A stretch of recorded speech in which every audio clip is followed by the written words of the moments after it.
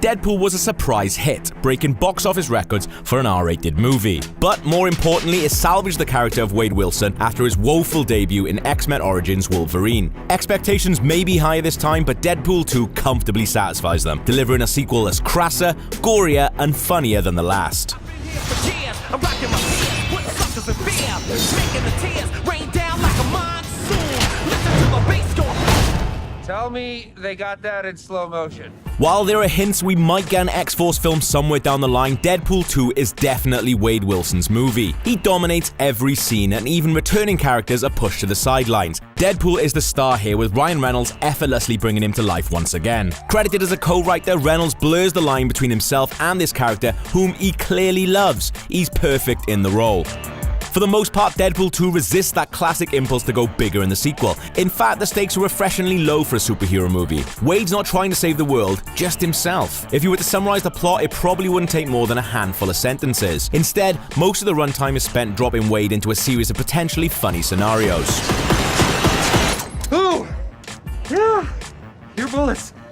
They're really fast. Within the first hour, he tours the globe off in bad guys, attempts suicide, pees himself in a bar, kicks back in his apartment, takes an obscene amount of cocaine, and hangs out with Colossus. This scattergun structure certainly suits the manic nature of the character, leading to a decent amount of laugh-out-loud moments. But it also feels messy and aimless, as if you're watching loosely connected episodes of a sitcom, rather than a cohesive movie that's heading somewhere with purpose.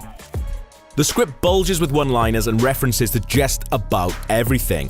Deadpool is aware of every other superhero movie and isn't afraid to call them out, repeatedly. You're just a clown, dressed up as a sex toy. So dark. You sure you're not from the DC universe? While some of these barbs raise a smirk, for the most part they feel forced and already dated. The funniest moments are when Deadpool's allowed to subvert a scene from within, whether that's joining the X-Men or assembling his own team of mutants. It allows time for the fourth wall to be built back up, so when he inevitably knocks it down, it has a much greater impact. Deadpool 2 feels smaller than your typical blockbuster as well. This isn't an issue for most of the movie, but when it attempts something more ambitious, like introducing Cable, it presents some problems.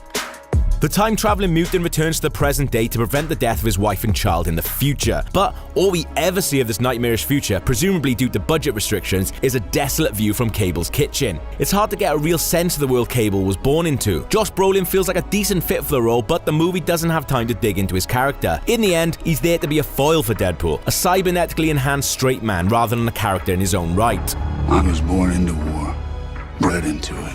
Director David Leitch, perhaps best known for John Wick, brings a wonderful sense of character to each of the film's many action sequences. The opening montage sees Deadpool creatively mutilating gangsters across the world. It's a savage sequence amusingly set to the beat of Dolly Parton's 9 to 5.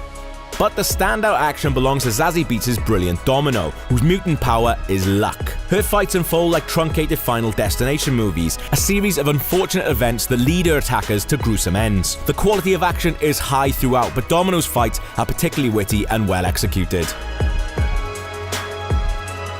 Deadpool 2 eventually draws his disparate elements together, gains momentum, and pushes towards something more closely resembling a traditional finale. In keeping with the rest of the movie, it's fairly small-scale, character-focused, and surprisingly emotional. Despite the character's trademark flippancy, there's a genuine warmth to Deadpool 2. The sequel not only explores Wade's flaws, but further establishes him as a unique and lovable hero. Occasionally, it runs short in terms of actual plot and doesn't make the most of Cable, but overall, it's a strong second outing for the Merc with a mouth. That's just lazy writing. If you like that, then why not check out Deadpool 2's own Josh Brolin watching himself as Thanos in Fortnite, or watch us break down every single Easter egg and reference in the final Deadpool 2 trailer.